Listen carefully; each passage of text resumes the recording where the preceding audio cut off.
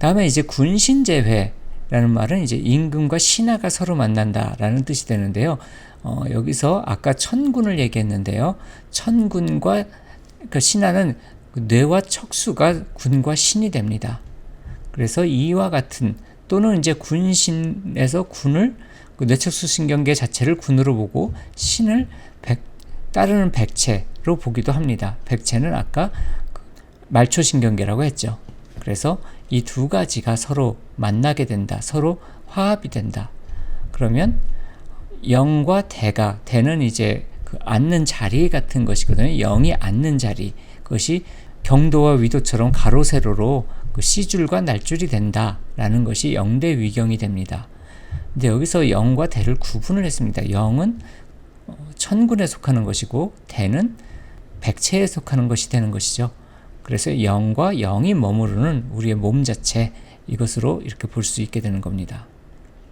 그렇게 되면 이제 사덕, 인의예지가 나오는데, 여기서 인의예지가 나오는 것은 아까 유교와 관련이 된다고 그랬죠. 그래서 그 인의예지가 그 중정을 잡는다, 중용을 잡는다, 이런 뜻이 됩니다. 중용이란 것은, 중도란 것은 미발이 되는 상태를 말하고요. 중용은 벗어나더라도 되돌아올 수 있는 것 또는 그칠 수 있는 것, 이런 뜻이 됩니다. 그래서 유교는 그치는 것, 머무르는 것, 이것을 굉장히 중시하게 됩니다.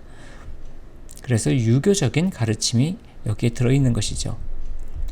그래서 사덕이 중용을 벗어나지 않고 계속해서 이어지게 되면, 선기운기란 것은, 선기는 이제 천문현상이거든요. 천문현상의 운기에 따라서 합벽 위영, 위영은 위기와 연기가 됩니다. 위기와 연기가 되는데, 이것이 각각 뭐냐 하면요, 위기는 보통 외부에서 우리 몸을 지키는 기운이고요, 연기는 내면에서 우리의 에너지를 순환시키는 그러한 것을 말합니다. 그래서 한의학적인 개념인데 우리의 생명 현상을 의미한다고 생각하시면 됩니다.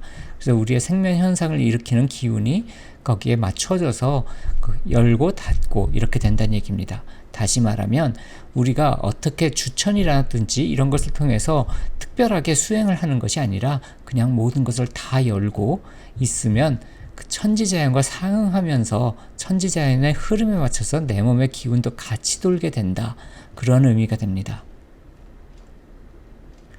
그래서 아까 다 열다 그랬잖아요. 그래서 나 자신의 계릉석쇠가 다 빗장을 열고 자물쇠를 다 풀어주고, 그래서 백운권공 흰구름이 거치고 아무것도 없게 되면 날채파가 껍질을 벗기고 고르게 찧어서 그 내면이 드러나게 되고, 그렇게 되면 금선화영, 마치 이제 매미가 껍질을 벗고 나비가 껍질을 벗고 날아갈 수 있도록 되는 것처럼 형체가 변해서 본원신과 하나가 된다라는 의미입니다.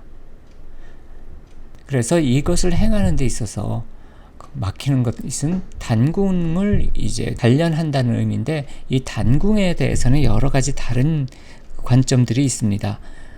보통 하단전을 의미하느냐, 또는 중단전을 의미하느냐, 상단전을 의미하느냐, 이런 것도 있지만, 그걸 넘어서서 단궁이라고 했을 때는 보통 불의 기운 속에 있는 단과 궁을 나눕니다. 불의 기운 속에 있는 수중은을 캐는 것, 그래서 연금술적으로 얘기하기도 합니다. 하지만 중요한 것은 그런 것이 아니라 다 열어놓고 있으면 저절로 이루어진다는 것이 가장 중요합니다. 다음으로 익수연년은 이렇게 하면 오래 살고 이제 수명을 늘릴 수 있다라는 의미가 되고요. 화신장생은 법보 화신에서 화신이기도 하고, 또한 또 다른 몸이 이루어진다, 본원신이 활동을 하게 되면서 그 본원신의 입장에서 오래오래 살게 된다는 의미가 됩니다. 이 부분에 대해서는 유교에 있어서의 누군가가 나를 기억하는 순간에 내가 다시 나타나는 것과도 유관한 부분들이 있고, 또는 불교의 티벳 밀교에서 말하는 법보 화신을 성취하는 것과도 관련이 됩니다. 그 부분에 대해서는 깊이 생각할 것이 없이, 왜냐하면 이거는 저절로 일어나는 것입니다. 계속 아무것도 하지 않고 있으면 저절로 일어나는 것이기 때문에 심경은 순서를 보여준다고 말씀드린 것과 똑같습니다. 존보심신이라서 몸과 마음을 보존하는 것이고, 대성일용, 옛날에 성현들이 그래서 늘 했던 것이다. 일용사물지약이라고 해서 늘 살면서 라이프 스타일 속에서 인생 속에서 이루어진 것이란 얘기입니다. 그러니까 앉아서 명상하는 것은 굉장히 적은 부분이 작용할 뿐입니다. 생각이 아주 조그만 것도 일어나지 않게 되기 때문에 귀신도 그것을 알지 못한다.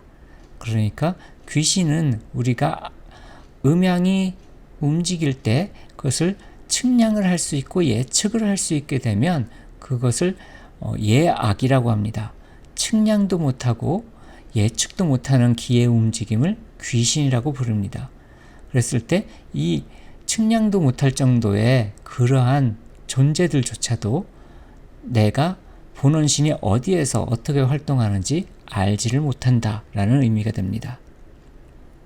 도와 덕은 이제 길과 어둠인데 그것이 광대하게 돼서 사특함을 고요하게 한가롭게 만들고 그리고 정성됨을 또는 마음으로 지성을 갖는 것을 존재하게 한다.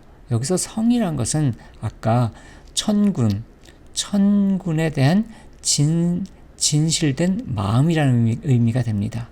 그래서 천군에 대한 진실된 마음이 일어나게 된다는 것입니다. 사특한 마음, 그러니까 우리가 생각을 해서 나한테 이득이 되는지 또는 저 사람이 나를 속이는지 이렇게 의심하는 그런 마음을 한가롭게 고요하게 더 이상 활동을 안 하게 되어서 진실되게 나의 본원신한테 또는 나의 천군에게 충성을 하는, 여기서 충성과 효도는 충효는 실제로 밖에 있는 왕이나 부모님한테 하는 것이 아니라 나의 본원신한테 하는 것을 의미하게 됩니다. 그것이 성이 됩니다. 이 성은 나중에도 중요하게 나옵니다.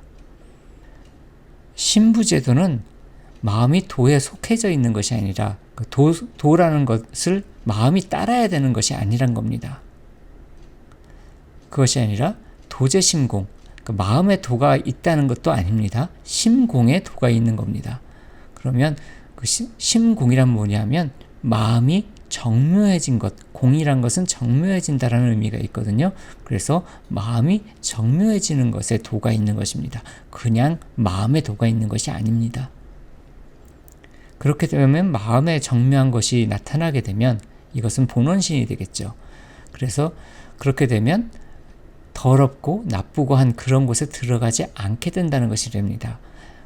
여기서 예는 예토와 똑같은데 우리가 사는 세상을 예토라고 하고 정토는 그 맑은 땅이라고 하는데 예토에 들지 않으면 정토에 들게 되는 것이 됩니다. 그렇게 되면 그 몸이 죽게 되지 않는다라는 것입니다. 여기서 몸은 화신을 말합니다. 그러니까 지금 현재 몸을 가지고 계속해서 영생을 갖는다는 그런 의미는 아닙니다. 그래서 정신을 수호하게 되면 이게 조금 여기도 해석이 여러 가지가 있는데 그냥 간단하게만 해석을 하겠습니다. 마음이 힘을 갖게 되고 기운이 영성스럽게 된다라는 의미가 됩니다. 그리고 불선이란 말은 원래 선과 악이라고 말하는데 사실은 동양에는 악이라는 단어가 없습니다. 선과 불선이 있을 뿐입니다. 불선은 선의 결여태죠. 선이란 것은 무엇이냐면 좋다는 뜻입니다. 그러니까 선한 인연이면 좋은 인연이라는 의미일 뿐입니다. 착한 인연 그런 뜻이 아닙니다. 좋다, 싫다의 의미가 됩니다. 그러니까 여기서 불선이란 것은 싫다는 뜻이 되죠. 싫은 것을 다스려서 싫은 것을 능히 다스려서 그것이 내 마음에 들어오지 못하도록 침공하지 못하도록 감히 침공하지 못하도록 한다면 환한 그런 산기슭에 회광관조라고 그래서 해가 질 때쯤 되면 산기슭에 햇빛이 반사돼서 나오게 됩니다. 그러니까 나의 본성이 되비춰주는 그런 회광반조의 빛이 조화는 만들고 또 없애는 모든 것은 조화 속에 있습니다. 이루어지고 사라지는 그러한 곳 안에서 그 공을 보여주게 된다. 이것이 이제 심경의 모든 내용이 됩니다. 그리고 이러한 과정을 가는데 한 가지도 수행을 하지 않는다는 것이 중요합니다. 수행을 하면 이기경제에 갈 수가 없습니다. 수행을 한다는 것은 아까 상을 일으키는 것에 불과하기에 그렇습니다. 자, 그럼 다음은 지도심요장으로 가겠습니다. 맨 처음에 천존언, 그런데 지도심요장과 도의성입장은 어떻게 보면 옥추경과 안 어울릴 수도 있습니다. 여기서 천존은 구천응원 뇌성보화천존을 말하는 것인지, 아니면 그냥 하늘에 있는 존귀한 존재, 다시 말하면 우리가 전통적으로 말하는 하느님이라고 말하는 것인지 구분이 되지 않습니다. 저는 여기서 이제 하느님이라고 그렇게 배웠습니다. 그래서 하느님께서 말씀하시길, 기독교적인 하나님이 아니라 우리 전통적인 하느님을 말하는 것입니다. 그 하느님께서 말씀하시기를, 옥추경은 그 높은 존재가 천인들한테 가르치는 것이지 인간들한테 가르치는 것이 아닙니다. 왜냐하면 쉽게 이해할 수가 없기에 그렇습니다. 쉽게 이해할 수 없는 것은 아까 맨 처음에 한 금강경의 삼상사구를 이해하지 못하면 이 법문을 이해할 수가 없습니다. 그래서 이제 천인들한테 얘기를 하는 것입니다. 하늘에 사는 사람들, 천국 백성들한테 하는 것입니다. 그대들 모든 천인들이여 라고 얘기를 하는 것이고요. 도의 지극한 도에 대해서 묻고 싶은가, 듣고 싶은가 라는 뜻이죠. 용문지도는 그래서 지극한 도의 심오한 그러한 경계는 그 어느 다른 곳에 존재하는 것이 아니다.